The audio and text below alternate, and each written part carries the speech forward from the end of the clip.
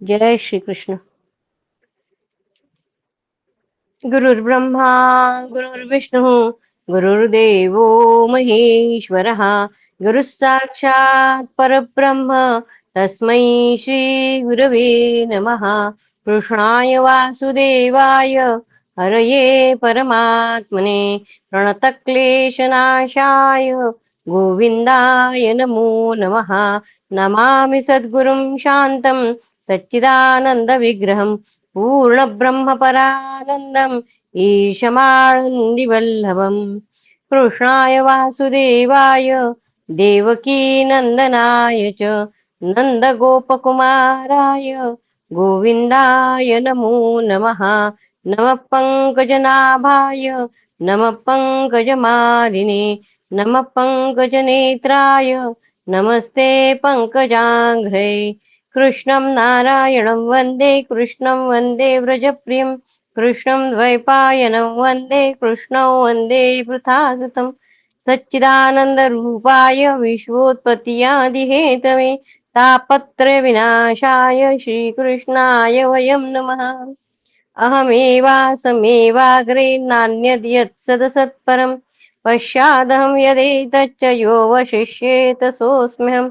ऋतेऽर्थं यत् प्रतीयेत न प्रतीयेत चात्मनि तद्विद्यादात्मनो मायां यथा भासो यथा तमः। यथा महादिभूतानि भूतेषु शुच्यावचेष्वनु प्रविष्टान्यप्रविष्टानि तथा तेषु न तेष्वहम्। एतावदेव जिज्ञासयन् तत्त्वजिज्ञासुनात्मनः अन्वयव्यतिरेकाभ्यां यत् स्यात् सर्वत्र सर्वदा। आदौ देवकी देवगर्भजननं गोपीगृहे वर्धनं मायापूतनजीवतापहरणं गोवर्धनोद्धारणं कंसच्छेदनः कौरवादिहननं कुन्ते सुतापालनम्। एतद्भागवतं पुराणकथितं श्रीकृष्णलीलामृतम्।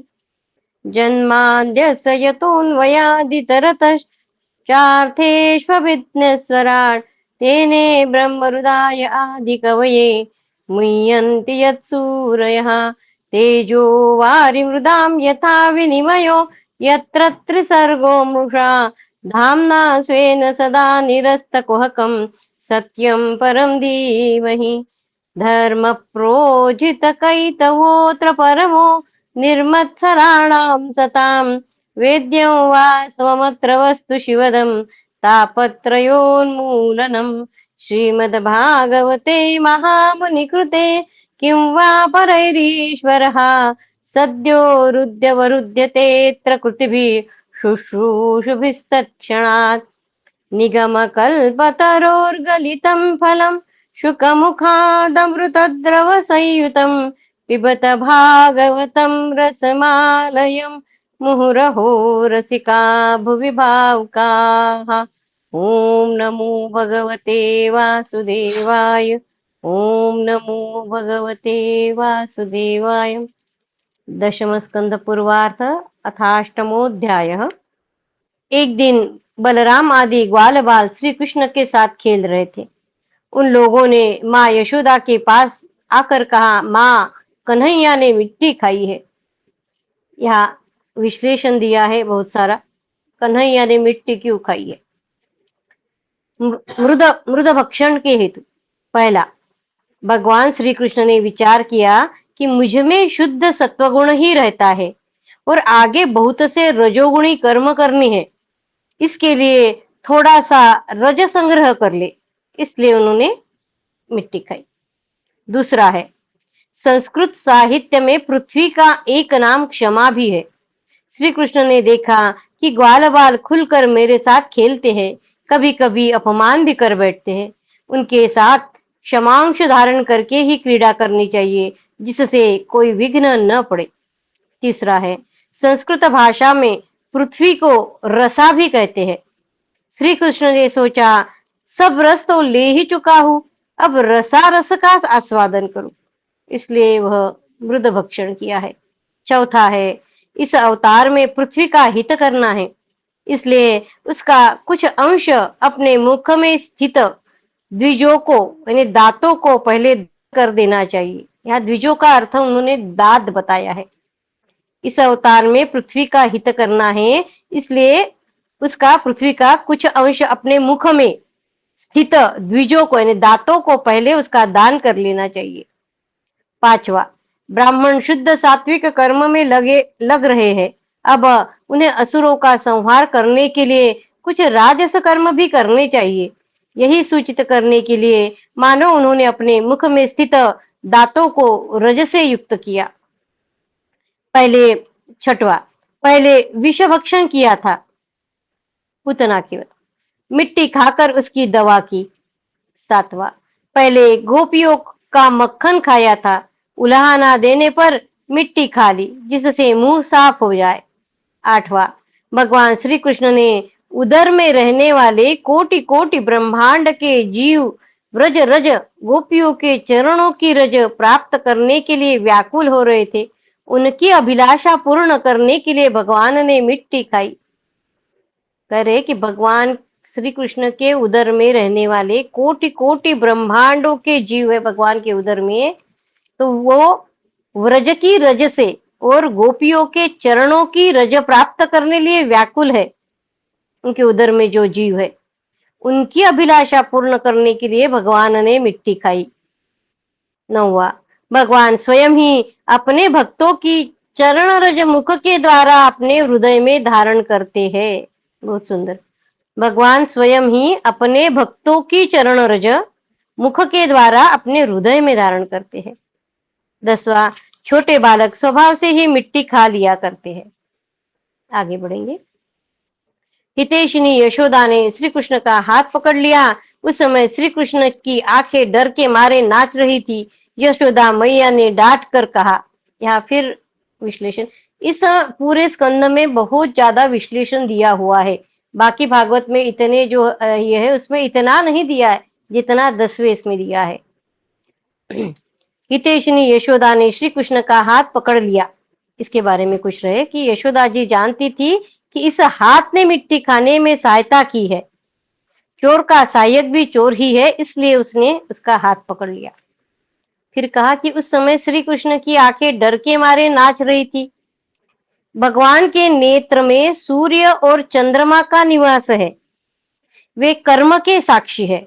सूर्य और चंद्रमा कर्म के साक्षी। उन्होंने सोचा कि पता नहीं श्री कृष्ण मिट्टी खाना स्वीकार करेंगे कि मुकर जाएंगे। खा तो ली है पर वो स्वीकार करेंगे कि नहीं करेंगे। अब हमारा कर्तव्य क्या है, जो चंद्र सूर्य नेत्रों के रूप में, तो वो सोच रहे कि हमारा क्या होगा अगर ये स्वीकार नहीं करेंगे या करेंगे तो फिर इसी भाव को सूचित करते हुए जो दोनों नेत्र जो है वो चकराने लगे, उनकी डर के मारे नाचने लगे। तो यह भाव उनका था। यशोदा जी कहते हैं, क्यों रे नटखट, तू बहुत ढीठ हो गया है, तूने अकेले में छिपकर मिट्टी क्यों खाई? देख तो तेरे दल के तेरे सखा क्या कह रहे हैं। तेरे बड़े भैया बलदाऊ भी तो उन्हीं की ओर से गवाही दे रहे हैं। भगवान श्री कृष्ण ने कहा, माँ मैंने मिट्टी नहीं खाई, ये सब झूठ बक रहे हैं। यदि तुम इन्हीं की बात सच मानती हो तो मेरा मुंह तुम्हारे सामने ही है, तुम अपनी आंखों से देख लो। यशोदा जी ने कहा, अच्छी बात है, यदि ऐसा है तो मुंह खोलो। माता के ऐसा कहने पर भगवान श्री कृष्ण ने अपना मुंह खोल दिया। परीक्षित, भगवान श्री कृष्ण का ऐश्वर्य अनंत है, वे केवल लीला के लिए ही मनुष्य के बालक बने हुए हैं। पहला, माँ मिट्टी खाने के संबंध में ये मुझे अकेले का ही नाम ले रहे हैं। मैंने खाई तो सबने खाई है, देख लो मेरे मुख में संपूर्ण विश्व।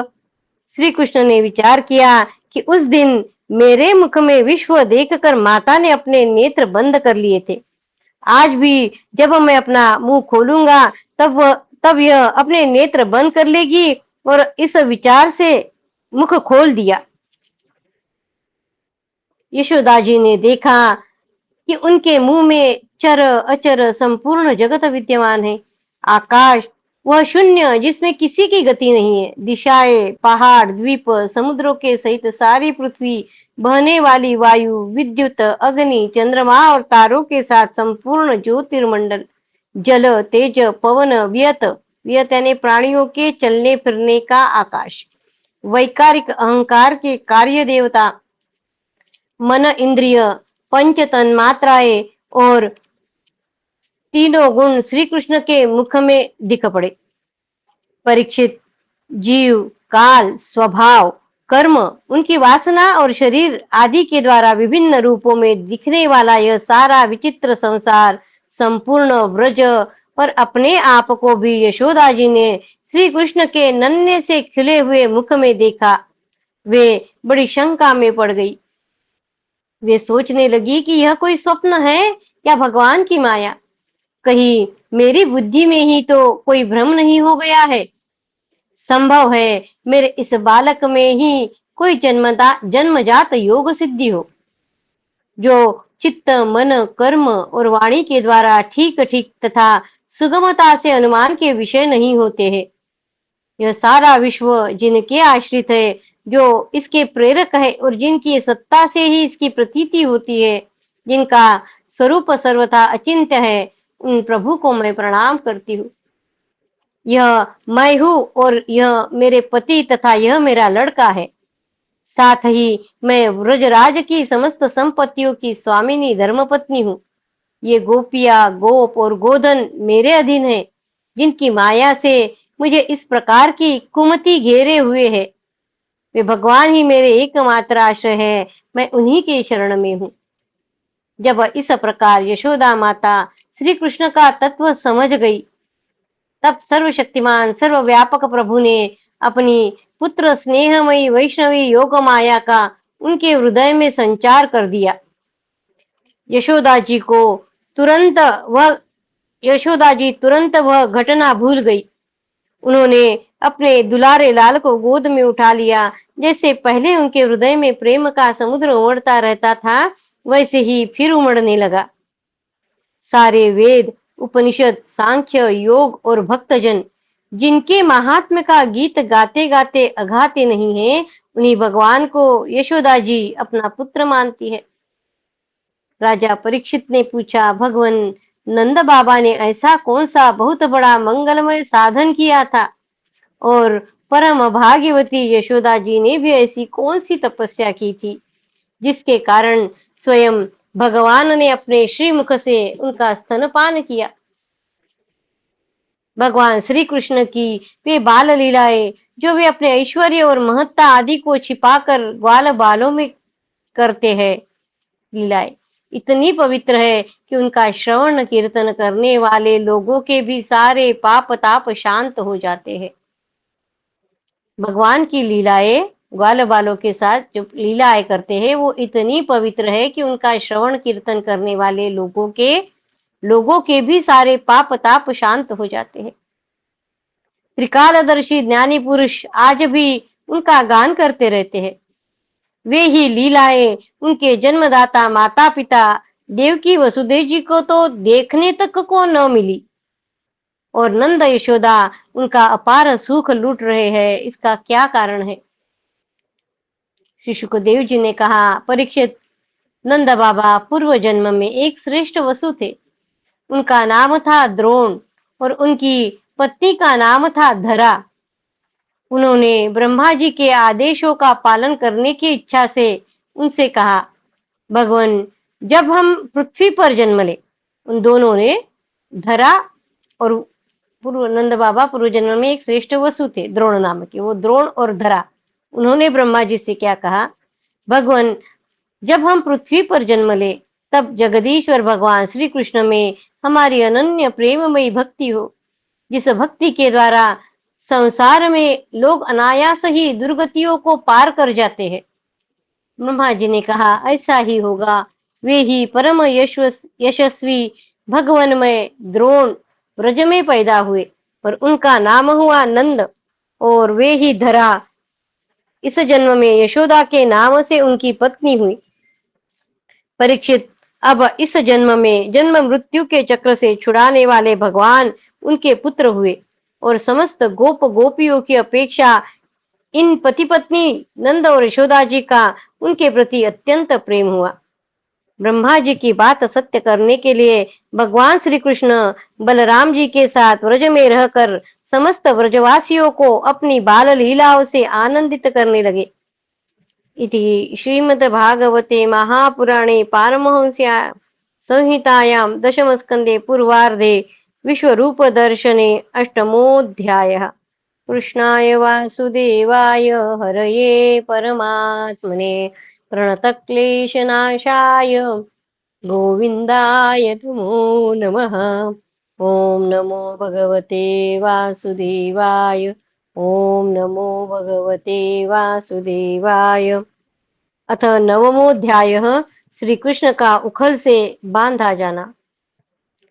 श्री शुकदेव जी कहते हैं, परीक्षित, एक समय की बात है, नंद रानी यशोदा जी ने घर की दासियों को तो दूसरे कामों में लगा दिया और स्वयं अपने लाला को मक्खन खिलाने के लिए दही मथने लगी।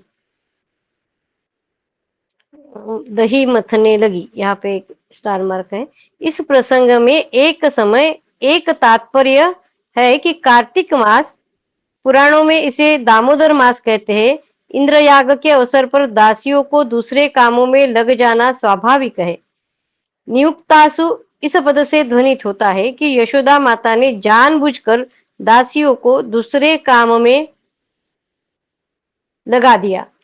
यशोदा नाम उल्लेख करने का अभिप्राय यह है कि अपने विशुद्ध वात्सल्य प्रेम के व्यवहार से षडैश्वरशाली भगवान को भी प्रेमाधीनता भक्त वश्यता के कारण अपने भक्तों के हाथों बंध जाने का यश यही देती है यशोदा।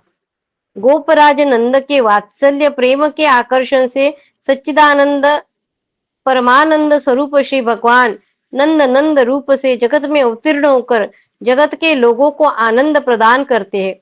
जगत को इस प्राकृत परमानंद का रसा स्वादन कराने में नंद बाबा ही कारण है। उन नंद की गृहिणी होने से इसे नंद गेहिनी कहा गया है। यशोदा जी को नंद गेहिनी भी कहा गया है। साथ ही नंद गेहिनी और स्वयं, ये दो पद इस बात के सूचक है कि दधि मंथन कर्म उनके योग्य नहीं है। फिर भी पुत्र स्नेह की अधिकता से यह सोचकर कि मेरे लाला को मेरे हाथ का माखन ही भाता है, वे स्वयं ही दधि मथ रही है। मैंने तुमसे अब तक भगवान की जिन जिन बाल लीलाओं का वर्णन किया है, दधि मंथन के समय वे उन सब का स्मरण करती और गाती भी जाती थी। यशोदा जब दही मंथन का काम कर रही है, तब भगवान के पूर्व में जो जो लीलाएं हुई है, जो अवतार हुए, उसके बारे में सोच रही है। इस श्लोक में भक्त के स्वरूप का निरूपण है। शरीर से दधि मंथन रूप सेवा कर्म हो रहा है। हृदय में स्मरण की धारा सतत प्रवाहित हो रही है। वाणी में बाल चरित्र का संगीत। भक्त के तन मन वचन सब अपने प्यारे की सेवा में संलग्न है। स्नेह अमृत पदार्थ है, स्नेह अमूर्त पदार्थ है, वह सेवा के रूप में ही व्यक्त होता है। स्नेह की विलास विशेष है, स्नेह के ही विलास विशेष है नृत्य और संगीत। यशोदा मैया के जीवन में इस समय राग और भोग दोनों ही प्रकट है। तन मन और वचन तीनों से वह भगवान का स्मरण कर रही है। वे अपने स्थूल कटिभाग में सूत से बांधकर रेशमी लहंगा पहने हुई थी। उनके स्तनों में से पुत्र स्नेह की अधिकता से दूध चूत जा रहा था और वे कांप भी रही थी। नेति ने वो रस्सी जो है मंथन की, नेति खींचते रहने से बाहें कुछ थक गई थी। हाथों के कंगन और कानों के कर्णफुल हिल रहे थे। मुंह पर पसीने की बूंदें झलक रही थी। चोटी में गुथे हुए मालती के सुंदर पुष्प गिरते जा रहे थे। सुंदर भौं वाली यशोदा इस प्रकार दही मथ रही थी। फिर से विश्लेषण है। कमर में रेशमी लहंगा डोरी से कसकर बंधा हुआ है, अर्थात जीवन में आलस्य, प्रमाद, असावधानी नहीं है। सेवा कर्म में पूरी तत्परता है। इसका मतलब रेशमी लहंगा इसलिए पहने हैं कि किसी प्रकार की अपवित्रता रह गई हो तो मेरे कन्हैया को कुछ हो जाएगा, इसलिए रेशमी लहंगा पर। ये विश्लेषण ही दिया है। माता के हृदय का रस स्नेह, दूध स्तन के मुंह लगा है, चुचुआ रहा है, बाहर झांक रहा है, श्याम सुंदर आवे, उनकी दृष्टि पहले वो स्तन क्या सोच रहा है यशोदा का, उसके बारे में बता रहे। श्याम सुंदर आवे, उनकी दृष्टि पहले मुझ पर पड़े और वे पहले माखन न खाकर मुझे ही पीवे, यही उसकी लालसा है स्तन की। स्तन के कांपने का अर्थ यह है कि उसे डर भी है कि कहीं मुझे नहीं पिया तो। स्तन कांप रहे थे ऐसा बोला था ना, तो वो अगर नहीं पिया तो इसलिए। फिर कंकन और कुंडल नाच नाच कर मैया को बधाई दे रहे हैं। यशोदा मैया के हाथों के कंकन इसलिए झंकार ध्वनि कर रहे हैं कि वे आज उन हाथों में रहकर धन्य हो रहे हैं कि जो हाथ भगवान की सेवा में लगे हैं। और कुंडल यशोदा मैया के मुख से लीला गान सुनकर परमानंद से हिलते हुए कानों की सफलता की सूचना दे रहे हैं। कुंडल जो है यशोदा के, वो जो हिल रहे हैं, वो क्या सोच रहे हैं? कुंडल यशोदा मैया के मुख से, यशोदा लीला गान कर रही ना, तो वह लीला गान सुनकर परमानंद से डोल रहे हैं। और कानों की सफलता, कान किस लिए? कि भगवान का ही गुणगान गाने के लिए से कानों की सफलता की सूचना दे रहे हैं, इसलिए वो कुंडल हिल रहे हैं। हाथ वही धन्य है जो भगवान की सेवा करे, और कान वे धन्य है जिनमें भगवान के लीला गुणगान की सुधा धारा प्रवेश करती रहे। मुंह पर स्वेद और मालती के पुष्पों के नीचे गिरने का ध्यान माता को नहीं है। मुंह पर पसीना आया है और मालती के पुष्प नीचे गिरने का ध्यान माता को नहीं है। वह श्रृंगार और शरीर दोनों भूल चुकी है। अथवा मालती के पुष्प स्वयं ही चोटियों से छुटकर चरणों में गिर रहे हैं यशोदा जी के, कि ऐसी वात्सल्यमयी माँ के चरणों में ही रहना हमारा सौभाग्य है, हम सिर पर रहने के अधिकारी नहीं है। पुष्पों का भाव है। उसी समय भगवान श्री कृष्ण स्तन पीने के लिए दही मथती हुई अपनी माता के पास आए। उन्होंने अपनी माता के हृदय में प्रेम और आनंद को और भी बढ़ाते हुए दही की मथानी पकड़ ली तथा उन्हें मथने से रोक दिया। फिर से विश्लेषण है। हृदय में लीला की सुख स्मृति, हाथों से दधि मंथन और मुख से लीला गान। हृदय में स्मृति, हाथों से दधि मंथन, मुख से लीला गान। इस प्रकार मन, तन, वचन तीनों का श्री कृष्ण के साथ एकतान संयोग होते ही श्री कृष्ण जग कर माँ माँ पुकारने लगे। अब तक भगवान श्री कृष्ण सोए हुए थे। माँ की स्नेह साधना ने उन्हें जगा दिया। वे निर्गुण से सगुण हो गए, अचल से चल हुए, निष्काम से सकाम हुए। स्नेह के भूखे प्यासे माँ के पास आए। क्या क्या ही सुंदर नाम है, स्तन्य काम। मंथन करते समय आए, बैठी थाली के पास नहीं। सर्वत्र भगवान साधन की प्रेरणा देते हैं और अपने अपने ओर आकृष्ट करते हैं, परंतु मथानी पकड़कर मैया को रोक लिया। माँ, अब तेरी साधना पूर्ण हो गई, पिष्ट पेषण करने से क्या लाभ है? अब मैं तेरी साधना का इससे अधिक भार नहीं सह सकता। माँ प्रेम से दब गई, निहाल हो गई। मेरा लाला मुझे इतना चाहता है। श्री कृष्ण माता यशोदा की गोद में चढ़ गए। वात्सल्य स्नेह की अधिकता से उनके स्तनों से दूध तो स्वयं ही झर ही रहा था। वे उन्हें पिलाने लगी और मंद मंद मुस्कान से युक्त उनका मुख देखने लगी। इतने में ही दूसरी ओर अंगी अंग अंगीठी पर रखे चूल्हे पर रखे हुए दूध में उफान आया। उसे देखकर यशोदा जी ने उन्हें लाला को अतृप्त ही छोड़कर जल्दी से दूध उतारने के लिए चली गई। दूध में उफान आया देखकर लाला को नीचे पटक दिया और उस दूध के तरफ वो भाग गई बंद करने के लिए। यहाँ पर भी विश्लेषण दिया हुआ है। मैया मना करती रही, नेक सा माखन तो निकाल लेने दे। मैं तो दूध पीऊंगा। दोनों हाथों से मैया की कमर पकड़कर एक पाव घुटने पर रखा और गोद में चढ़ गए। स्तन का दूध बरस पड़ा। मैया दूध पिलाने लगी। लाला मुस्कुराने लगे। आंखें मुस्कान पर जम गई।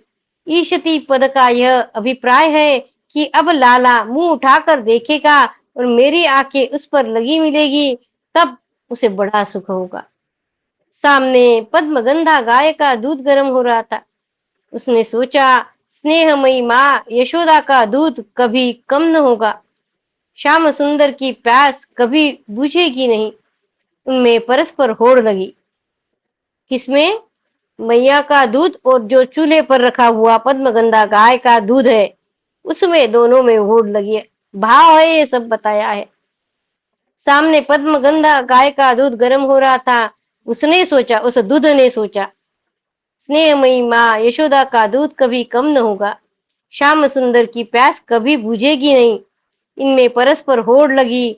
मैं बेचारा युग युग का, जन्म जन्म का श्याम सुंदर के होठों का स्पर्श करने के लिए व्याकुल और तप तप कर मर रहा हूँ। ये भाव उस पद्मगंधा गाय के दूध के, जो चूल्हे पर उफान करता हुआ ऊपर आ रहा है, उसके ये भाव है। मैं बेचारा युग युग का, जन्म जन्म का श्याम सुंदर के होठों का स्पर्श करने के लिए व्याकुल तप तप कर मर रहा हूं। चूल्हा जल रहा है ना, इसलिए कह रहे कि तप तप कर मर रहा हूं। अब इस जीवन से क्या लाभ है जो श्री कृष्ण के काम न आवे। यह भी वो सोच रहा है। इससे अच्छा है कि उनकी आंखों के सामने ही आग में कूद पड़ना। दूध क्यों उफन रहा है, उसका भी भाव बता रहे हैं। यह सब सोच रहे हैं और कि अब क्या लाभ है श्री कृष्ण के काम, अगर ये दूध नहीं आ रहा है। इससे अच्छा है कि उनकी आंखों के सामने मैं आग में कूद पड़ूंगा। माँ के नेत्र माँ के नेत्र पहुंच गए। दयार्द्र माँ को श्री कृष्ण का भी ध्यान न रहा। उन्हें एक ओर डालकर दौड़ पड़ी। भक्त भगवान को एक ओर रखकर भक्त भग क्या किया यशोदा जी ने? लाला को छोड़ दिया है, यानी भगवान को छोड़ दिया है। उन्हें एक ओर डालकर दौड़ पड़ी। भक्त भगवान को एक ओर रख कर भी दुखियों की रक्षा करते हैं। जो दुख भोग रहा है दूध पद्मगंधा गाय का, उसकी रक्षा के लिए वो भगवान को छोड़कर भाग गई। वो बात बता रहे। भगवान अतृप्त ही रह गए। क्या भक्तों के हृदय रस से, स्नेह से उन्हें कभी तृप्ति हो सकती है? उसी दिन से उनका एक नाम हुआ अतृप्त। भगवान का एक नाम उस दिन से अतृप्त हुआ। आगे देखिए। इससे श्री कृष्ण को कुछ क्रोध आ गया। उनके लाल लाल होठ फड़कने लगे। उन्हें दांतों से दबाकर श्री कृष्ण ने पास ही पड़े हुए लोढ़े से दही का मटका फोड़ फाड़ डाला। बनावटी आंसू आंखों में भर लिए और दूसरे घर में जाकर अकेले में बासी माखन खाने लगे। यहाँ पे भी विश्लेषण है। श्री कृष्ण के ओठ फड़के। क्रोध ओठों का स्पर्श पाकर कृतार्थ हो गया। खूब सुंदर भाव बताए हैं सारे। जो जो बताते उसके भाव बहुत सुंदर बताते। श्री कृष्ण के ओठ फड़के। क्रोध होठों का स्पर्श पाकर कृतार्थ हो गया। क्रोध के मन का भाव। लाल लाल होठ श्वेत श्वेत दूध की दंतुलियों से दबा दिए गए। मानो सत्वगुण रजोगुण पर शासन कर रहा हो। ब्राह्मण क्षत्रियों को शिक्षा दे रहा हो। वह क्रोध उतरा उस दधि मंथन के मटके पर। उसमें एक असुरा बैठा था। दंभ ने कहा, काम क्रोध और अतृप्ति के बाद मेरी बारी है। वह दंभ, झूठ मूठ रो रहे हैं ना, दिखा रहे मैं रो रहा हूं, तो दंभ हो गया। इसलिए अभी दंभ बोलता है कि अभी मेरी बारी है। वह आंसू बनकर आंखों में झलक आया। वास्तव में उन्हें रोना नहीं आया है, वो ढोंग कर रहे, इसलिए वो दंभ के बारे में कह रहे। वह आंसू आंसू बनकर आंखों में झलक आया। श्री कृष्ण अपने भक्त जनों के प्रति अपनी ममता की धारा उड़ेलने के लिए क्या क्या भाव नहीं अपनाते। ये काम, क्रोध, लोभ और दंभ भी आज ब्रह्म संस्पर्श प्राप्त करके धन्य हो गए। श्री कृष्ण घर में घुसकर बासी मक्खन गटकने लगे, मानो माँ को दिखा रहे हो कि मैं कितना भूखा हूँ। प्रेमी भक्तों के पुरुषार्थ भगवान नहीं है। प्रेमी भक्तों के पुरुषार्थ भगवान नहीं है, भगवान की सेवा है। भगवान की सेवा के लिए भगवान का भी त्याग कर सकते हैं। ये जो भक्त है, ये भगवान की सेवा के लिए भगवान का भी त्याग कर सकते हैं। मैया के अपने हाथों धुआ हुआ यह पद्मगंधा गाय का दूध श्री कृष्ण के लिए ही गर्म हो रहा था। थोड़ी देर के बाद ही इनको पिलाना था। दूध उफन जाएगा तो मेरे लाला भूखे रहेंगे, रोएंगे, इसीलिए माता ने उन्हें नीचे उतार कर दूध को संभाला। यशोदा जी औटे हुए दूध को उतारकर फिर मथुरे के घर में चली आई। वहां देखती है तो दही का मटका टुकड़े टुकड़े हो गया है। वे समझ गई कि यह सब मेरे लाला की ही करतूत है। साथ ही उन्हें वहां न देखकर यशोदा माता हंसने लगी। यशोदा जी औटे हुए दूध को उतारकर, उसके बारे में बता रहे। यशोदा माता दूध के पास पहुंची। प्रेम का अद्भुत दृश्य। पुत्र को गोद से उतारकर उसके पेय के प्रति इतनी प्रीति क्यों? क्या अपनी छाती का दूध तो अपना है, वह कहीं जाता नहीं है, परंतु यह सहस्रों छटी हुई गायों के दूध से पालित पद्मगंध गाय का दूध फिर कहाँ से मिलेगा? ये जो पद्मगंध गाय का जो दूध है, वो कहते हैं कि अपने छाती का दूध तो है ही, वो वही रहने वाला है, वो कहीं नहीं जाएगा। परंतु ये जो पद्मगंधा गाय का जो दूध है, वो कैसे निकाला है? तो सहस्त्रों अच्छी अच्छी गायों को छाट कर सहस्रों गायों का दूध उस गाय को पिलाया है, फिर उस गाय के दूध से ये दूध बना है। पालित पद्मगंधा गाय का दूध फिर कहाँ मिलेगा? वृंदावन का दूध अप्राकृत चिन्मय, प्रेम जगत का दूध माँ को आते देखकर शर्म से दब गया। अहो, आग में कूदने का संकल्प करके मैंने माँ के स्नेहा आनंद में कितना बड़ा विघ्न कर डाला, और माँ अपना आनंद छोड़कर मेरी रक्षा के लिए दौड़ी आ रही है। ये वो दूध सोच रहा है पद्मागंधा गाय का। मुझे धिक्कार है। दूध का उफनना बंद हो गया और वह तत्काल अपने स्थान पर बैठ गया। इधर उधर ढूंढने पर पता चला कि श्री कृष्ण एक उलटे हुए उखल पर खड़े हैं और छीके पर का माखन ले लेर कर बंदरों को खूब लुटा रहे। उन्हें यह भी डर है कि कहीं मेरी चोरी खुल न जाए, इसलिए चौकन्ने होकर चारों ओर ताकते जाते हैं। यह देखकर यशोदा रानी पीछे से धीरे धीरे उनके पास जा पहुंची। माँ, तुम अपनी गोद में नहीं बिठाओगी तो मैं किसी खल की गोद में बैठ जाऊंगा। यही सोचकर मानो श्री कृष्ण उल्टे उखेल के ऊपर जा बैठे। उदार पुरुष भले ही खलों की संगति में जा बैठे, परंतु उनका शील स्वभाव बदलता नहीं है। उदार पुरुष भले ही खलों की यानी दुष्टों की संगति में जा बैठे, परंतु उनका शील स्वभाव बदलता नहीं है। उखल पर बैठकर भी वे बंदरों को माखन बांटने लगे। संभव है राम अवतार के प्रति जो कृतज्ञता का भाव उदय हुआ था, उसके कारण, अथवा अभी अभी क्रोध आ गया था, उसका प्रायश्चित्त करने के लिए श्री कृष्ण के नेत्र चौर्य विशंकित यानी ध्यान करने योग्य, वैसे तो उनके ललित कलित छलित बलित चकित आदि अनेक प्रकार के ध्येय नेत्र है, परंतु ये प्रेमी जनों के हृदय में गहरी चोट करते हैं। चौर्य विशंकित नेत्र कहा है कि चोरी भी कर रहे हैं और इधर उधर भी देख रहे हैं वो नेत्र कि कोई मुझे देख न ले। हम सोच सकते हैं कि वो नेत्र कैसे होंगे, उसके बारे में वो बोल रही। जब श्री कृष्ण ने देखा कि मेरी माँ हाथ में छड़ी लिए मेरी ओर ही आ रही है, तब झट से ओखली पर से कूद पड़े, डरे हुए की भांति भागे।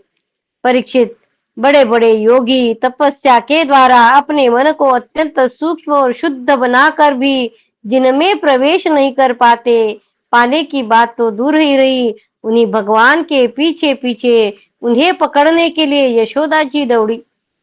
यशोदा जी दौड़ी। भीत होकर भागते हुए भगवान हैं, अपूर्व झांकी है।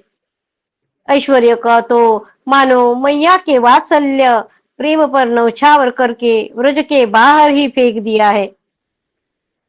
कोई असुर अस्त्र शस्त्र लेकर आता तो सुदर्शन चक्र का स्मरण करते भगवान। अगर कोई शत्रु आता, कोई असुर आता, तो भगवान सुदर्शन चक्र का स्मरण कर लेते। और ये मैया छड़ी लेके आई है, मैया की छड़ी का निवारण करने के लिए कोई भी अस्त्र शस्त्र नहीं है। भगवान के मन के भाव बता रहे। भगवान की यह भयभीत मूर्ति कितनी मधुर है, धन्य है इस भय को। जब इस प्रकार माता यशोदा श्री कृष्ण के पीछे दौड़ने लगी, तब कुछ ही देर में बड़े बड़े एवं हिलते हुए नितंबों के कारण उनकी चाल धीमी पड़ गई। वेग से दौड़ने के कारण चोटी की गांठ ढीली पड़ गई। वे जो आगे बढ़ती, पीछे पीछे चोटी में गुथे हुए फूल गिरते जाते। इस प्रकार सुंदरी जो त्यों करके उन्हें पकड़ सकी।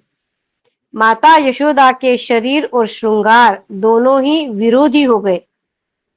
तुम प्यारे कन्हैया को क्यों खदेड़ रही हो, परंतु मैया ने पकड़कर ही छोड़ा। श्री कृष्ण का हाथ पकड़कर वे उन्हें डराने धमकाने लगी। उस समय श्री कृष्ण की झांकी बड़ी विलक्षण हो रही थी। अपराध तो किया ही था, इसलिए रुलाई रोकने पर भी न रुकती थी। हाथों से आंखें मल रहे थे, इसलिए मुंह पर काजल की स्याही फैल गई थी। पीटने के भय से आंखें ऊपर की ओर उड़ गई थी, उनसे व्याकुलता सूचित होती थी। विश्व के इतिहास में भगवान के संपूर्ण जीवन में पहली बार स्वयं विश्वेश्वर भगवान मां के सामने अपराधी बनकर खड़े हुए हैं। विश्व के इतिहास में भगवान के संपूर्ण जीवन में पहली बार स्वयं भगवान मां के सामने अपराधी बनकर खड़े हुए हैं। मानो अपराधी भी मैं ही हूं, इस सत्य का प्रत्यक्ष करा दिया। बाएं हाथ से दोनों आंखें रगड़ रगड़ कर मानो उनसे कहलाना चाहते हैं कि ये किसी कर्म के कर्ता नहीं है। आंखें इसलिए ऊपर इसलिए देख रहे हैं कि जब माता ही पीटने के लिए तैयार है, तब मेरी सहायता और कौन कर सकता है। जब माता ही पीटने के लिए तैयार है, तो फिर मेरी सहायता कौन कर सकता है। नेत्र भय से विह्वल हो रहे हैं। ये भले ही कह दे कि मैंने नहीं किया, हम कैसे कहे, फिर तो लीला ही बंद हो जाएगी। वो मुख से कहते हैं कि मैंने नहीं किया, पर जो नेत्र है वो नेत्र बता देते हैं, क्योंकि वो डरे हुए, भय लग रहा है उनको माँ का, तो नेत्र सब बता रहे हैं। इसलिए नेत्र कह रहे हैं कि ये भले ही कह दे कि मैंने नहीं किया, पर हम कैसे कहे। नेत्र बोल रहे हैं, फिर तो पूरी लीला ही बंद हो जाएगी। माँ ने डांटा, अरे अशांत प्रकृते, वानर बंधो, मथनी स्फोटक, अब तुझे मक्खन कहाँ से मिलेगा। आज मैं तुझे ऐसा बांधूंगी कि न तो तू ग्वाल बालों के साथ खेल ही सकेगा और न माखन चोरी आदि उधम ही मचा सकेगा। जब यशोदा जी ने देखा कि लल्ला बहुत डर गया है, अब उनके हृदय में वात्सल्य स्नेह उमड़ आया। उन्होंने छड़ी फेंक दी। उसके बाद सोचा, इसको एक बार रस्सी से बांध ही देना चाहिए, नहीं तो यह कहीं भाग जाएगा। परीक्षित, सच पूछो तो यशोदा मैया को अपने बालक के ऐश्वर्य का पता न था। उसको लग रहा है कि मैं इसको बांध दूंगी। उसको अपने बालक के ऐश्वर्य का पता न था। इसके बारे में नीचे दिया है, अरे मैया मोही मत मार। माता ने कहा, यदि तुझे पीटने का इतना डर था तो मटका क्यों फोड़ा? श्री कृष्ण, अरे मैया मैं अब ऐसा कभी नहीं करूंगा, तू अपने हाथ से छड़ी डाल दे। श्री कृष्ण का भोलापन देखकर मैया का हृदय भर आया। वात्सल्य स्नेह के समुद्र में ज्वार आ गया। वे सोचने लगी, लाला अत्यंत डर गया है, कहीं छोड़ने पर यह भागकर वन में चला गया तो कहाँ कहाँ भटकता फिरेगा, भूखा प्यासा रहेगा, इसलिए थोड़ी देर तक बांध कर रख लूं, दूध माखन तैयार होने पर मना लूंगी। यही सोच विचार कर माता ने बांधने का निश्चय किया। बांधने में वात्सल्य ही हेतु था। भगवान के ऐश्वर्य का अज्ञान तो दो प्रकार का होता है। भगवान के ऐश्वर्य का अज्ञान दो प्रकार का होता है। एक तो साधारण प्राकृत जीवों को और दूसरा भगवान के नित्य सिद्धि प्रेमी परिकर को। यशोदा मैया आदि भगवान की स्वरूप भूत चिन्मय लीला के अप्राकृत नित्य सिद्ध परिकर है। भगवान के प्रति वात्सल्य भाव शिशु प्रेम की गाढ़ता के कारण ही उनका ऐश्वर्य ज्ञान अभिभूत हो जाता है। भगवान ऐश्वर्य संपन्न है, यह ज्ञान जो है वो उनके वात्सल्य और शिशु प्रेम की गाढ़ता के कारण अभिभूत हो जाता है। अन्यथा उनमें अज्ञान की संभावना ही नहीं है। ये यशोदा मैया को अज्ञान है, इसकी संभावना ही नहीं है। उनको ज्ञान है, पर क्या ज्ञान है कि भगवान कैसे ऐश्वर्यशाली है, ये ज्ञान है, पर वात्सल्य भाव अधिक होने के कारण वो जो ऐश्वर्य ज्ञान है वो अभिभूत हो जाता है। इनकी स्थिति तुरीयावस्था अथवा समाधि का भी अतिक्रमण करके सहज प्रेम में रहती है। वह प्राकृत अज्ञान मोह रजोगुण और तमोगुण की तो बात ही क्या है, प्राकृत सत्व की भी गति नहीं है। इसीलिए इनका अज्ञान भी भगवान के लीला की सिद्धि के लिए उनकी लीला शक्ति का ही एक चमत्कार विशेष है। तभी तक हृदय में जड़ता रहती है जब तक चेतना का स्फुरण नहीं होता। श्री कृष्ण के हाथ में आ जाने पर यशोदा माता ने बांस की छड़ी फेंक दी। वह सर्वथा स्वाभाविक है। मेरी तृप्ति का प्रयत्न छोड़कर छोटी मोटी वस्तु पर दृष्टि डालना केवल अर्थ हानि का ही हेतु नहीं है, मुझे भी आंखों से ओझल कर देता है। एक मिनट, मेरी तृप्ति का प्रयत्न छोड़कर छोटी मोटी वस्तुओं पर दृष्टि डालना, भगवान की तृप्ति का छोड़कर छोटी मोटी वस्तुओं पर दृष्टि डालना केवल अर्थ हानि का ही हेतु नहीं है। इसमें सिर्फ अर्थ हानि होगी ऐसा नहीं है, मुझे भी आंखों से ओझल कर, सिर्फ अर्थ की हानि नहीं होगी तो मैं भी आंखों से ओझल हो जाऊंगा, ऐसे भगवान कह रहे हैं। मेरे तृप्ति का प्रयत्न छोड़कर छोटी मोटी वस्तु पर दृष्टि डालना केवल अर्थहानि ही नहीं है, तो मुझे भी आंखों से ओझल कर देता है। परंतु सब कुछ छोड़कर मेरे पीछे दौड़ना मेरे प्राप्ति का हेतु है। सब कुछ छोड़कर मेरे पीछे दौड़ना मेरे प्राप्ति का हेतु है, भगवान बता रहे। क्या मैया के चरित्र से इस बात की शिक्षा नहीं मिलती? मुझे योगियों की भी बुद्धि नहीं पकड़ सकती। भगवान कह रहे हैं कि मुझे योगियों की भी बुद्धि नहीं पकड़ सकती, परंतु जब सब ओर से मुंह मोड़कर मेरी ओर दौड़ता है, मैं उसकी मुट्ठी में आ जाता हूँ। यही सोचकर भगवान यशोदा के हाथों पकड़े गए। भगवान कह रहे हैं कि योगियों की भी बुद्धि मुझे पकड़ नहीं सकती, परंतु जब सब ओर से मुंह मोड़कर, यानी सब प्रयत्न कर लिए यशोदानी, पर वो उसके हाथ में जब नहीं आ रहा है, ऐसे उसे लगा जब सब ओर से प्रयत्न करने के बाद मुंह मोड़कर मेरी ओर दौड़ता है, भगवान की ओर जब मनुष्य दौड़ता है, मैं उसके मुट्ठी में आ जाता हूँ। वो कथा बताते बताते तत्व भी बताते जा रहे हैं बीच बीच में। यही सोचकर भगवान यशोदा के हाथों पकड़े गए, जिसमें न बाहर है न भीतर, न आदि है और न अंत, जो जगत के पहले भी थे, बाद में भी रहेंगे। इस जगत के भीतर तो है ही, बाहरी रूपों में भी है, और तो क्या, जगत के रूप में भी स्वयं वही है। यही नहीं, जो समस्त इंद्रियों से परे और अव्यक्त है, उन्हीं भगवान को मनुष्य का सा रूप धारण करने के कारण पुत्र समझकर यशोदा रानी रस्सी से उखल में ठीक वैसे ही बांध देती है जैसे कोई साधारण सा बालक हो। यहाँ एक बताया था कि जगत के रूप में स्वयं वही है, इसके बारे में बता रहे हैं। इस श्लोक में श्री कृष्ण की ब्रह्म रूपता बताई गई है। उपनिषदों में जैसे ब्रह्म का वर्णन है, वही बात यहाँ श्री कृष्ण के संबंध में है।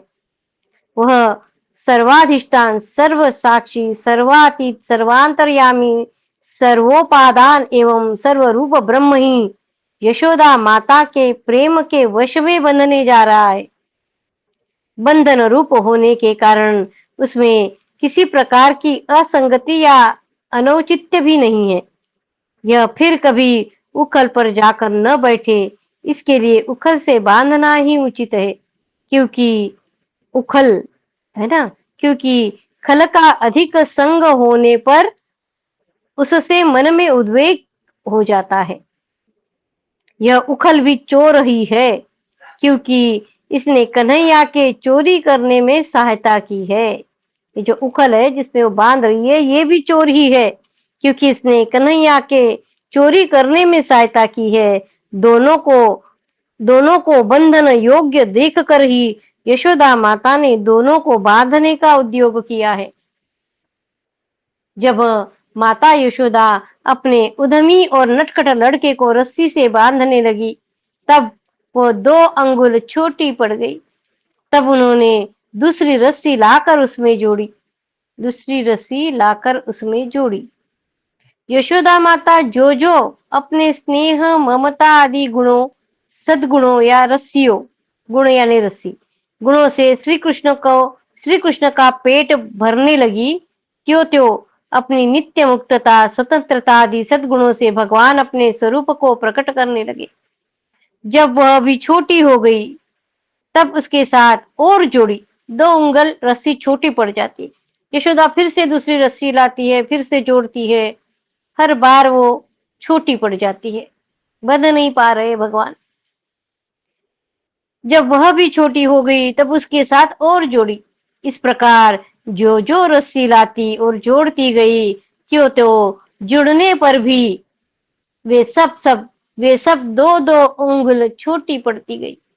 ये बहुत सुंदर विश्लेषण आगे है इसका कि 2 अंगुली छोटी क्यों पड़ जाती है रस्सी, बहुत सुंदर है।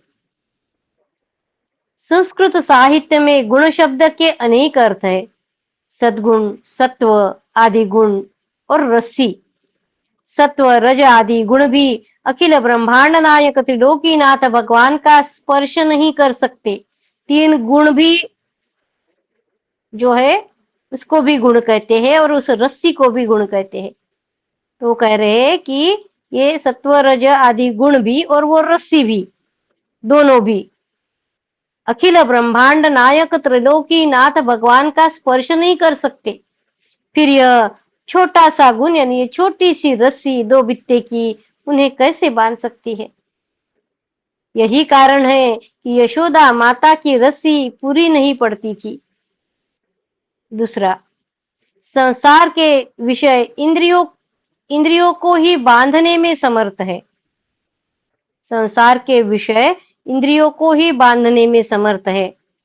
ये हृदय में स्थित अंतर्यामी और साक्षी को नहीं बांध सकते। तब गोबंधक, गो यानी इंद्रिय, तब गोबंधक इंद्रियों या गायों को बांधने वाली रस्सी गोपति यानी इंद्रियों या गायों के स्वामी को कैसे बांध सकती है। तीसरा, वेदांत के सिद्धांत अनुसार अध्यस्त में ही बंधन होता है, अधिष्ठान में नहीं। भगवान श्री कृष्ण का उदर अनंत कोटि ब्रह्मांडों का अधिष्ठान है, उसमें भला बंधन कैसे हो सकता है। चौथा, भगवान जिसको अपनी कृपा प्रसाद पूर्ण दृष्टि से देख लेते हैं, वही सर्वदा के लिए बंधन से मुक्त हो जाता है। भगवान जिसकी ओर देख लेते हैं, वो बंधन से मुक्त हो जाता है। यशोदा माता अपने हाथों में जो रस्सी उठाती यशोदा माता जो रस्सी उठाती उस पर भगवान की कृपा दृष्टि पड़ जाती है, तो वो तो मुक्त हो जाएगा ना। अभी क्या बोला उन्होंने कि भगवान जिसको अपनी कृपा प्रसाद पूर्ण दृष्टि से देख लेते हैं, तो फिर वो बंधन से मुक्त हो जाता है। तो जो रस्सी यशोदा ले रही है बांधने के लिए, उस पर भगवान की दृष्टि पड़ जाती है। यशोदा माता अपने हाथों में जो रस्सी उठाती उसी पर श्री कृष्ण की दृष्टि पड़ जाती, वह स्वयं मुक्त हो, वह रस्सी ही मुक्त हो जाती, तो फिर उसमें गांठ कैसे लगती। इतना सुंदर बता रहे, देखो। कोई साधक यदि अपने गुणों के द्वारा भगवान को रिझाना चाहे तो नहीं रिझा सकता। मानो यही सूचित करने के लिए कोई गुण भगवान के उदर को पूर्ण करने में समर्थ नहीं हुआ। क्या कह रहे कि कोई साधक यदि अपने गुणों के द्वारा, गुण यानी रस्सी होती है, और गुण यानी रज तम सत्व यह भी होता है, तो वैसा वैसा अर्थ वहां पे लेना है। कोई साधक यदि अपने गुणों के द्वारा भगवान को रिझाना चाहे तो वे नहीं रिझा सकता, ठीक है, अपने गुणों से। तो फिर ये जो दूसरा अर्थ लिया है अभी, यही सूचित करने के लिए कि गुणों से वो रिझ नहीं सकते, तो फिर ये जो गुण है रस्सी, भगवान के उदर को पूर्ण करने में समर्थ कैसे हो सकती है रस्सी। अभी ये तो हो गया, अभी आगे बता रहे कि 2 अंगुल ही कम क्यों होती है। इस पर कहते हैं भगवान ने सोचा कि, पहला बता रहे भगवान ने सोचा कि जब मैं शुद्ध हृदय भक्त जनों को दर्शन देता हूँ, तब मेरे साथ एकमात्र सत्वगुण ही संबंध की स्फूर्ति होती है, सत्वगुण से ही संबंध की स्फूर्ति होती है, रज और तम से नहीं। इसलिए उन्होंने रस्सी के 2 अंगुल कम करके अपना भाव प्रकट किया है। वो कहते हैं कि जब मेरा दर्शन होता है तो सत्वगुण मेरे साथ रहता है, रज और तम नहीं रहता है। इसलिए उन्होंने रस्सी के 2 अंगुल कम करके अपना भाव प्रकट किया है। ये जो 2 अंगुल है वो उन्होंने जैसे कहा कि रज और तम के हैं। दूसरा, उन्होंने विचार किया कि जहां नाम और रूप होते हैं वही बंधन भी होता है। मुझे परमात्मा में बंधन की कल्पना कैसे, जबकि ये दोनों ही नहीं है। 2 अंगुल की कमी का यही रहस्य है। उन्होंने विचार किया कि जहां नाम और रूप होते वही बंधन होता है। मुझ परमात्मा में बंधन की कल्पना कैसे, जबकि ये दोनों ही नहीं जबकि ये दोनों ही नहीं, ये 2 अंगुल की कमी का यही रहस्य, नाम और रूप जो बता रहे। तीसरा बता रहे 2 वृक्षों का उद्धार करना है उनको, भगवान को। यही क्रिया सूचित करने के लिए रस्सी 2 अंगुल कम पड़ गई है। 2 वृक्षों का, आगे जाके वो उखल लेके जब आगे जाते हैं तो वहां जो 2 वृक्ष गिरेंगे और वहां से पुरुष निर्माण होंगे, तो वो जो 2 वृक्ष है तो हर बार 2-2 का बताकर बता रहे हो, इसलिए रस्सी 2 अंगुल कम पड़ गई। भगवत कृपा से द्वैतानुरागी भी मुक्त हो जाता है और असंग असंग भी प्रेम से बंध जाता है। यही दोनों भाव सूचित करने के लिए रस्सी 2 अंगुल कम हो गई। पांचवा, यशोदा माता ने छोटी बड़ी अनेक रस्सियां अलग अलग और एक साथ भी भगवान की कमर में लगाई, परंतु वे पूरी न पड़ी, क्योंकि भगवान में छोटे बड़े का कोई भेद नहीं है। नहीं, कुछ कुछ रस्सी बड़ी थी, कुछ छोटी थी, सब प्रकार की रस्सियां लेकर वो बांध रही है। भगवान बोल रहे हैं कि भगवान में छोटे बड़े का कोई भेद नहीं है। रस्सियों ने कहा भगवान के समान अनंतता, अनादिता और विभुता हम लोगों में नहीं है, इसलिए इनको बांधने की बात बंद करो। वो रस्सी कह रही है। अथवा जैसे नदियां समुद्र में समा जाती है, वैसे ही सारे गुण यानी सारी रस्सियां अनंत गुण भगवान में लीन हो गई, अपना नाम रूप खो बैठी रस्सियां। ये ही दो भाव सूचित करने के लिए रस्सियों में 2 अंगुल की न्यूनता हुई। यशोदा रानी ने घर की सारी रस्सियां जोड़ डाली, फिर भी वे भगवान श्री कृष्ण को न बांध सकी। उनकी असफलता पर देखने वाली गोपियां मुस्कुराने लगी और वे स्वयं भी मुस्कुराती हुई आश्चर्यचकित हो गई। वे मन ही मन सोचती, इसकी कमर मुट्ठी भर की है, फिर भी सैकड़ों हाथ लंबी रस्सी से यह नहीं बंधता है। कमर तिल मात्र भी मोटी नहीं होती, कमर तिल मात्र भी मोटी नहीं होती, रस्सी 1 उंगल भी छोटी नहीं होती, फिर भी वह बंधता नहीं है। कैसा आश्चर्य है, हर बार 2 अंगुल की ही कमी होती है, न 3 की होती है, न 4 की होती है, न 1 की। यह कैसा अलौकिक चमत्कार है। भगवान श्री कृष्ण ने देखा कि मेरी माँ का शरीर पसीने से लथपथ हो गया है, चोटी में गुथी हुई मालाएं गिर गिर गई है और वे बहुत थक भी गई है। तब कृपा करके वे स्वयं ही अपने माँ के बंधन में बंध गए, अपनी माँ के बंधन में बंध गए। एक, भगवान श्री कृष्ण ने सोचा कि जब माँ के हृदय से द्वैत भावना दूर नहीं हो रही है, तब मैं व्यर्थ अपनी असंगता क्यों प्रकट करूं। जो मुझे बद्ध समझता है उसके लिए बद्ध होना ही उचित है। भगवान बोल रहे हैं कि जो मुझे बद्ध समझता है उसके लिए बद्ध होना ही उचित है, इसलिए वे बंध गए। दूसरा, मैं अपने भक्त के छोटे से गुण को भी पूर्ण कर देता हूँ। यह सोचकर भगवान ने यशोदा माता के गुण यानी रस, बार बार गुण का अर्थ अलग अलग है। यह सोचकर भगवान ने यशोदा माता के गुण यानी रस्सी को अपने बांधने योग्य बना लिया।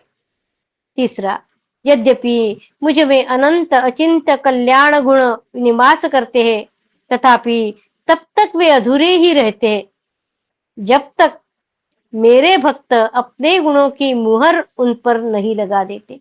भगवान में अनंत गुण है, पर भगवान कहते हैं कि वे सारे गुण अधूरे ही रहते हैं। कब तक अधूरे हैं? जब तक मेरे भक्त अपने गुणों की मुहर उन पर नहीं लगा देते। यही सोचकर यशोदा मैया के गुणों यानी गुणों की मोहर बोले ना उन्होंने, जब तक नहीं लगते भक्त की। तो यशोदा मैया के गुण कौन से थे? वात्सल्य, स्नेह आदि और रज्जु। ये अपने को पूर्णोदर यानी दामोदर बना लिया भगवान ने खुद को। भगवान श्री कृष्ण इतने कोमल हृदय है कि अपने भक्त के प्रेम को पुष्ट करने वाला परिश्रम ही सहन नहीं कर सकते। यशोदा थक गई थी, इसलिए वो कह रहे कि वो इतने कोमल हृदय है कि अपने भक्त के प्रेम को पुष्ट करने वाला परिश्रम भी वे सहन नहीं करते हैं। वे अपने भक्त को परिश्रम से मुक्त करने के लिए स्वयं ही बंधन स्वीकार कर लेते हैं। अपने भक्तों को परिश्रम से मुक्त करने के लिए स्वयं ही बंधन स्वीकार कर लेते हैं। पांचवा, भगवान ने अपने मध्य भाग में बंधन स्वीकार करके यह सूचित किया कि मुझ में तत्व दृष्टि से बंधन है ही नहीं, क्योंकि जो वस्तु आगे पीछे ऊपर नीचे नहीं होती, केवल बीच में भासते, बीच में बांधा है उनको। तो भगवान बोल रहे हैं कि मुझ में तत्व दृष्टि से बंधन है ही नहीं, क्योंकि जो वस्तु आगे पीछे ऊपर नीचे नहीं होती, केवल बीच में ही भासती, बीच में बांधा है, वो झूठी होती है। इसी प्रकार यह बंधन भी झूठा है। भगवान किसी की शक्ति, साधन या सामग्री से नहीं बनते। यशोदा जी के हाथों श्याम सुंदर को न बंधते देखकर पास पड़ोसी की ग्वालिनी इकट्ठी हो गई और कहने लगी, यशोदा जी, लाला की कमर तो मुट्ठी भर की ही है और छोटी सी किंकिनी उसमें रुनझुन कर रही है। अब यह इतनी रस्सियों से नहीं बनता तो जान पड़ता है कि विधाता ने इसके ललाट में बंधन लिखा ही नहीं है, इसलिए अब तुम यह उद्योग छोड़ दो। यशोदा मैया ने कहा, चाहे संध्या हो जाए, चाहे गांव भर की रस्सी क्यों न इकट्ठी करनी पड़े, पर मैं तो इसे बांध कर ही छोड़ूंगी। यशोदा जी का यह हट देखकर भगवान ने अपना हट छोड़ दिया, क्योंकि जहाँ भगवान और भक्त के हट में विरोध होता है, वहाँ भक्त का ही हट पूरा होता है। जहाँ भगवान और भक्त के हट में विरोध होता है, वहाँ भक्त का ही हट पूरा होता है। भगवान बनते हैं तब जब भक्त की थकान देखकर कृपा परवश हो जाते। जब भक्त थक जाता है चारों ओर घूमकर, तब भगवान उस पर कृपा करते हैं। भक्त के श्रम और भगवान की कृपा की कमी ही यह 2 अंगुल की कमी है। अथवा जब भक्त अहंकार करता है कि मैं भगवान को बांध लूंगा, तब वह उनसे 1 अंगुल दूर पड़ जाता है। भगवान और भक्त के बारे में बताया, जब भक्त अहंकार करता है कि मैं भगवान को बांध लूंगा, तब वो उनसे, उस भक्त से 1 अंगुल दूर पड़ जाता है भगवान से। और भक्त की नकल करने वाले भगवान भी 1 अंगुल दूर हो जाते, दोनों एक दूसरे से 1-1 अंगुल दूर हो जाते हैं। जब यशोदा माता थक गई, उनका शरीर पसीने से लथपथ हो गया, तब भगवान की सर्वशक्ति चक्रवर्तिनी परम भास्वती भगवती कृपा शक्ति ने भगवान के हृदय को माखन के समान द्रवित कर दिया और स्वयं प्रकट होकर उसने भगवान की सत्य संकल्पिता पितता और विभुता को अंतरहीन कर दिया, और इसी से भगवान बंध गए। बहुत सुंदर है। आगे ज्यादा बढ़ नहीं पा रहे, 18 श्लोक हुए हैं सिर्फ आज, पर ठीक है, कोई बात नहीं। कृष्णाय वासुदेवाय हरये परमात्मने प्रणतक्लेशनाशाय गोविन्दाय नमो नमः।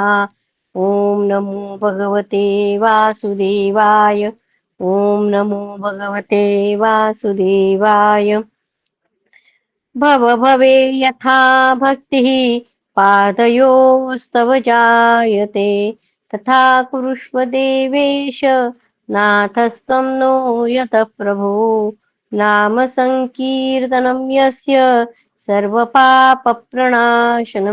प्रणामो दुःखशमनस्तं नमामि हरिं परं, तं नमामि हरिं परम्। त्वदीयं वस्तु गोविन्द तुभ्यमेव समर्पये, तेन त्वदङ्घ्रिकमले रतिं मे यच्छ शाश्वतीम्।